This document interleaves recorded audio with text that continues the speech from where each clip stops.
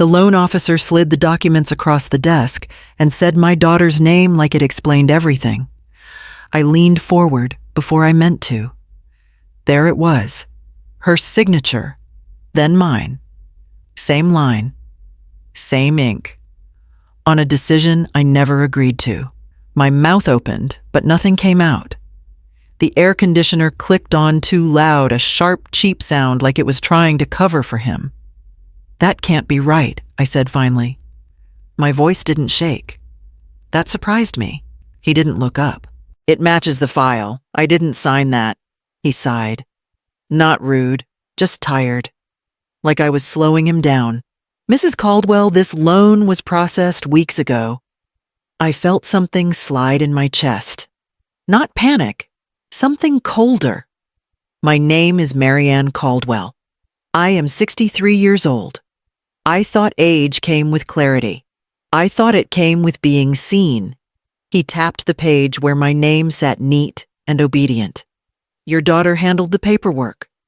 "She doesn't get to handle my name," I said. He finally looked at me then. "Ma'am, from the bank's perspective, you already agreed. Ma'am." Like that settled it. I told him I still lived in the house, that I slept there, that my clothes were in the closet, that my mail came to that address.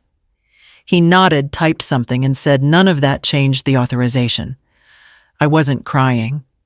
I wasn't yelling. That seemed to work against me. He treated me like a complication, not a mother who'd been crossed. I walked out with copies under my arm and my phone buzzing in my pocket. A message from my daughter. Just one line. "We need to talk tonight." In the final third of this account, I should say plainly that this story is a work created by the writing team at Her Shadow. What happened still sits heavy even written this way. I stood in the parking lot longer than I needed to. The papers felt heavier than paper. I thought about the house, the keys, the way she'd said handled like she was doing me a favor. If she signed for me once, what else did she decide without me? I didn't text back. I folded the documents carefully like I was putting something away for later and drove home knowing the ground had shifted and she hadn't even bothered to tell me. Elena didn't sit down right away. She stayed standing, arms folded like this was going to be quick. Marcus sat. He checked his phone, put it face down, picked it up again. "We need to be practical," Elena said. "This doesn't have to be a whole thing." I set my purse on the chair and didn't take my coat off. That should have told me something. Marcus cleared his throat. "We've been looking at timelines. Timelines for what I asked. For the transition," Elena said. "You moving out?" She said it gently, like she was reminding me about a dentist appointment. "I didn't say I was moving out," I said. She frowned just a little. "Mom, we talked about this." "No," I said. "You talked." I listened. Marcus's phone buzzed. He glanced at it and locked the screen again. "We're not trying to push you," he said. "We just need to stay on schedule." "Schedule for who?" I asked. "For us," Elena said. "For the house." I looked past her then. That's when I saw the suitcase by the door. Mine. The small one I used for weekends. The zipper was half-closed, teeth misaligned like someone rushed it. My chest tightened. "You packed," Elena followed my eyes. "Just the basics. In case." "In case of what?" "In case you made this harder than it needs to be." There it was. Not anger, not guilt. Control. "We're giving you 7 days, Marcus said finally. Still. That's fair. 7. Like they'd negotiated with someone else already. I laughed once. It came out wrong. "You already decided." Elena sighed. "Why are you acting surprised?" That landed harder than anything else. They were calm because this wasn't a conversation. This was a delivery. Marcus stood and slid the suitcase a few inches closer to the door. The zipper caught. He tugged it free. If this was new, why did it feel like I was late? I picked up my purse. My hands were steady. That surprised me too. "I'm not agreeing to anything tonight," I said. Elena's mouth tightened. Marcus checked his phone again. "That's fine," he said. "But the clock's already running." I walked past the suitcase without touching it. Behind me, no one stopped me. I didn't cry after they went to bed. I didn't pace either. I opened my laptop and pulled the drawer where I kept things I told myself I'd never need again. Bank records, old emails, loan statements. The printer hummed, then jammed on page 3. I yanked the paper out harder than I should have. My hands were steady. That felt new. My phone rang while I was sorting. Marcus. I just wanted to follow up, he said. About those documents. I haven't agreed to anything I said. Of course, he said quickly. This is just cleanup, technical stuff. Cleanup for what? For the transition. I didn't answer. He kept going. It'll be easier if we wrap this up before the end of the week. Why the rush, I asked. A pause. Not long, just enough. Bank timing, he said. You know how it is. I didn't. Not like this. I found the page while he was still talking. My name, not as an owner, not as a favor, as the guarantor. Primary, still active. I cut him off. Send me everything. Everything, all of it. Another pause. Longer this time. Sure, he said. I'll email tonight. When the call ended, the room felt quieter, not calmer, sharper. Without me, the loan stalled. Not canceled, suspended. They couldn't move forward. They couldn't close anything cleanly. They couldn't pretend I was already gone. My phone buzzed again. A message this time. From Elena. We're just trying to make this smooth. Smooth for who? I stared at the screen, then went back to the papers.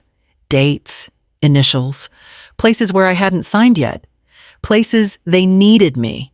If I was still holding everything up. Why did they act like I was already out of the way? The printer whirred again. This time it worked. I stacked the pages carefully, like they might scatter if I didn't. Then I closed the laptop. My phone lit up once more. Another message from Marcus. Did you get a chance to look yet? I didn't reply. Not because I was afraid, because for the first time since the bank I knew something they didn't, and I wasn't ready to give that away. I didn't tell anyone where I was going when I left the house that morning. Elena assumed I was looking at apartments. Marcus didn't ask. That told me enough. The realtor met me on the sidewalk and spoke fast. It's a clean sale, she said. Divorce situation. They want it done. Cash, I asked. She nodded. Preferred. I stepped inside alone. I didn't walk around much. I didn't need to. I could already see the front of my old house through the window. Same angle. Same street. Close enough to hear the door shut if it slammed. Is this a mistake? The realtor asked, like she couldn't help herself. Probably, I said. But not for me. She slid the paperwork across the counter later that afternoon. My hands didn't shake. That surprised me again. I signed, initialed. No speeches, no drama. No, when she handed me the key, it felt heavier than it should have. Not weight, responsibility. My phone buzzed while I was standing there. Elena, did you find something? Yes, I typed back. Where close? She sent a thumbs up. That was it. No concern, no follow-up, just relief, like she'd cleared a task. I moved one bag that night, just clothes, no photos. I left the rest behind on purpose. When Marcus saw the empty guest room, he smiled like the plan was working. This will be easier for everyone, he said.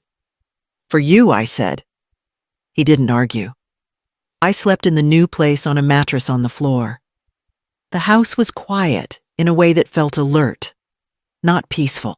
I stood at the front window for a long time, watching my old porch light flick on and off as they moved around inside.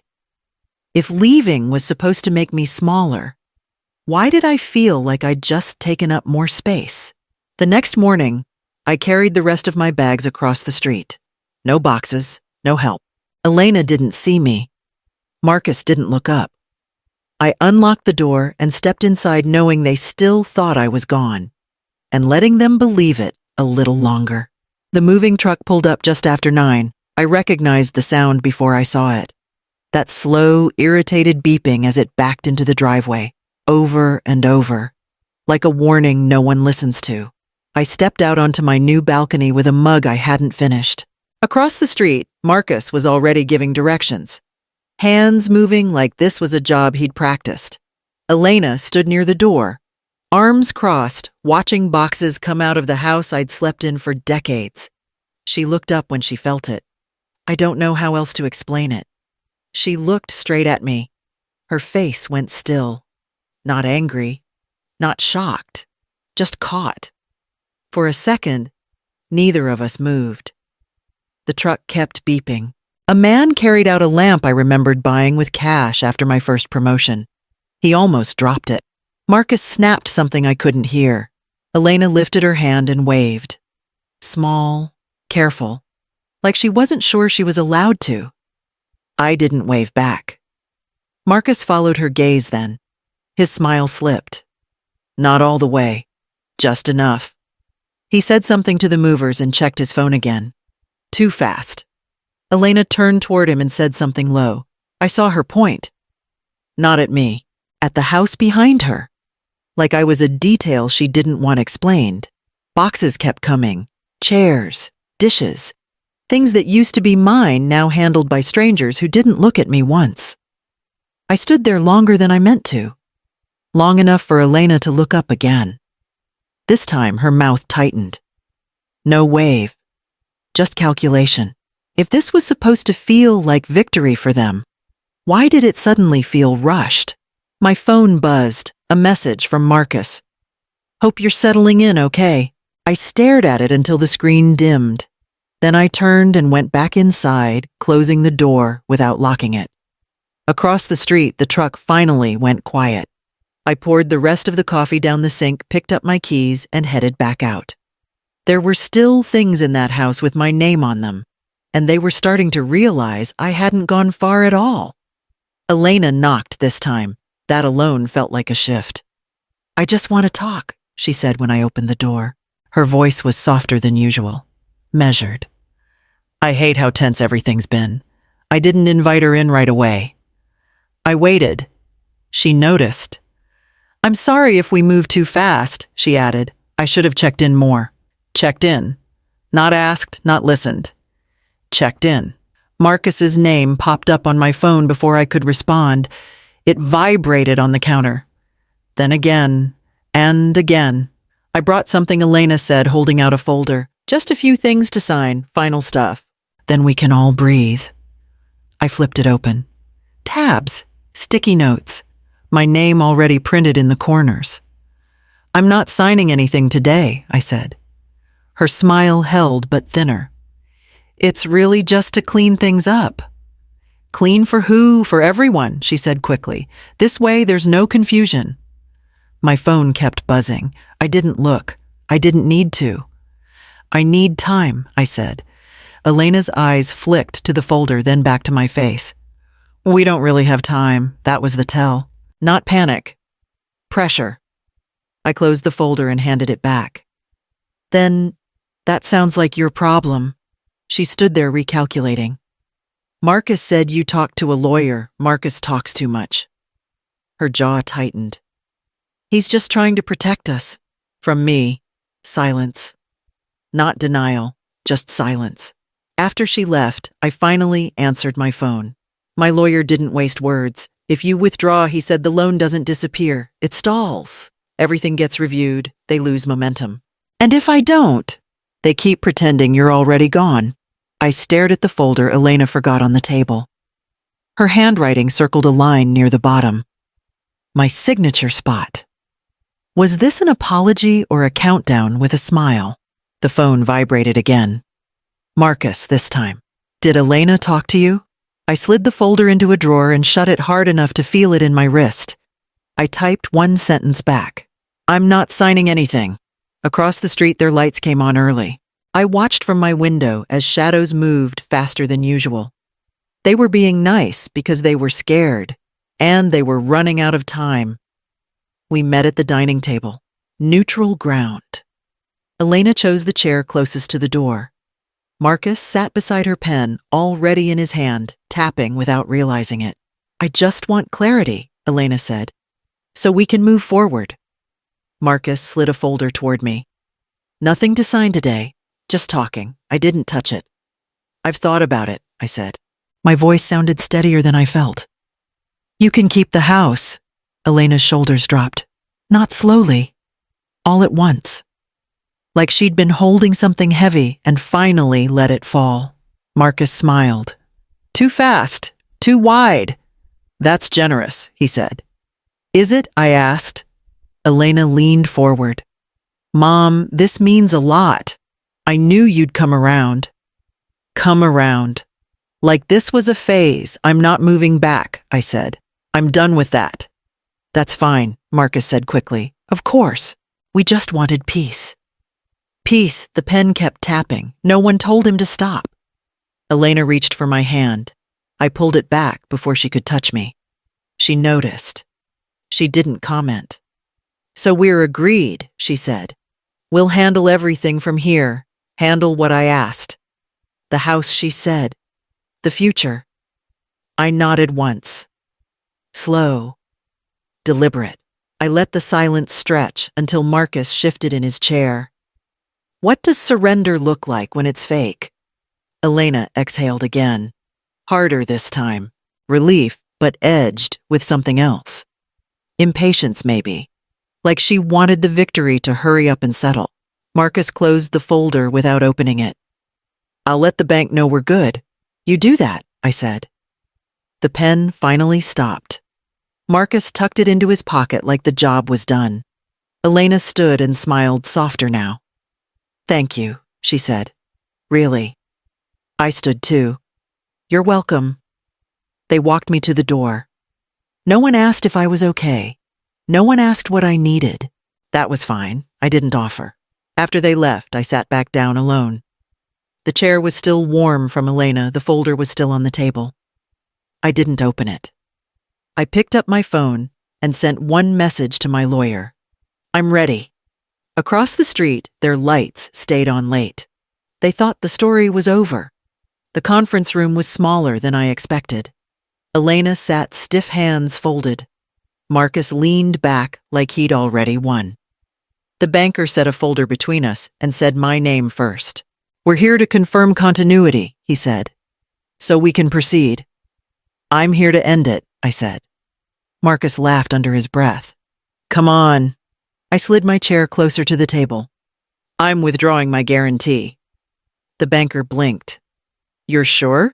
Yes. Elena turned to me. Mom, stop. We just talked. We talked about you keeping the house, I said. Not about me holding it up. Marcus leaned forward. You can't just do that. I can? I said. I am. The banker flipped pages fast now. His tone changed. If the guarantor withdraws, the loan enters review. Elena's voice rose. Review means what? It means everything, pauses, he said. We reassess risk. Marcus cut in. She already agreed. I looked at him. No. You assumed. The banker cleared his throat. This will affect your timeline. Elena stared at me, then at the papers, then back again. You said we could keep the house. You can, I said. I'm not taking it. Marcus scoffed. Then what is this? I met his eyes. I didn't take your house. I took my name off your life. The room went quiet. The air conditioner clicked on. Once. Then again. The banker gathered the folder. We'll notify underwriting. Elena reached for me. I didn't move. You're doing this to punish me. No, I said. I'm doing this because you already did. What happens when the safety net disappears? Marcus stood abruptly. This is reckless. I stayed seated. So was signing my name. The banker nodded once and stood. We'll be in touch. Elena didn't follow him out right away. She stayed, eyes wet, jaw tight. You could have warned me. I did, I said. You just weren't listening. She left without another word. Marcus followed, phone already out, voice low and urgent. I stayed until the room emptied. Then I stood slow, steady. Outside, their footsteps moved fast down the hall. I pulled out my phone and sent one last message to my lawyer. It's done.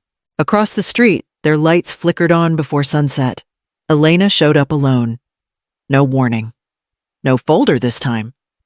She stood in the doorway like she wasn't sure she was allowed inside anymore. They're making us list it, she said. Straight to it. The house. I waited. The bank pulled the terms she went on. They said the review changed everything. We don't qualify the same way. Marcus wasn't there to translate or soften it. That told me more than her words. They dropped my score, she said. Not permanently, but enough. She swallowed. Enough to hurt. I nodded once. She looked down at her hands. He didn't think you'd actually do it. He thought wrong, I said. Her mouth twitched. He doesn't get to decide things like that anymore. That was new. Not defiance. Distance. She sat on the edge of the chair and rubbed her face with her sleeve, quick and embarrassed like she used to when she was little and didn't want me to see her cry. I'm sorry, she said. No timing, no angle. Just the words. I let them land. I didn't catch them. What does regret sound like when it's expensive? She flinched, but she didn't argue. I didn't think you'd let it fall apart. I didn't, I said. You did. She nodded. Once. We'll figure it out. I stood and opened the door, not to rush her, just to mark the line. At the threshold, she hesitated. I won't ask you to fix this. Good, I said. She stepped outside, didn't look back. Her car started and pulled away slow, careful, like she was relearning how to drive. I closed the door and leaned against it, listening to the quiet settle. My phone stayed still. No calls, no messages, no one needing anything from me. Across the street, a new sign went up in the yard. Temporary. Bright. I picked up my keys and headed out. There were still papers to file, and one last decision to make. I signed the lease in the kitchen of the old house. The new tenant stood across from me, nervous, respectful. She slid the papers back when she was done. Everything's clear, she said. It is, I said. That's the point. Across the street, my place stayed quiet. That felt right. I walked through the rooms once more, not to remember anything, just to make sure nothing was mine anymore. The locks were changed the same afternoon. The paperwork followed. Every document with my name on it was updated, removed, closed. Clean. Elena didn't come by again. She sent a message instead. Short. Practical. She said they had found a smaller place. She said she would manage. I believed her because this time, there was no ask hiding in the words. Marcus never contacted me. That was fine. The silence told me exactly where things landed. When the tenant moved in, I handed over the keys and stepped back. No speeches. No lingering. The door closed. The house became a house again, not a bargaining chip. I stayed where I was. Across the street. I cooked dinner without checking my phone. I slept without waiting for a knock. The days settled into something steady. I didn't disappear. I didn't go back. I didn't soften what I'd done. They thought taking my house would make me smaller. It reminded me who built everything in the first place. What I learned is simple. Being needed is not the same as being respected. Boundaries only work when they cost something. I am done paying to be included. If you stayed with me through this, thank you. I know stories like this can hit close to home, and I appreciate you sitting with it. Share your thoughts if you feel like it. I read them. And if you want to keep listening to stories about people finding their footing a little later in life, you know where to find me.